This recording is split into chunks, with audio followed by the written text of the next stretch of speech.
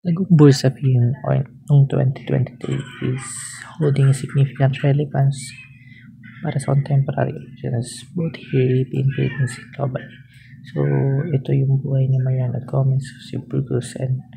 Jacinto Zamora were the Filipino priests na na-execute noong Spanish colonial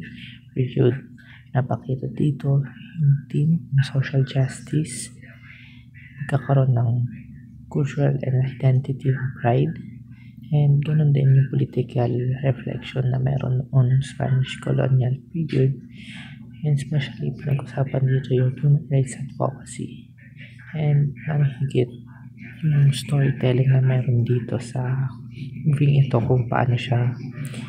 pinortray yung buhay ng tatlong Pilipinong pare. And yun, if I would rate, siguro mga 9 out of 10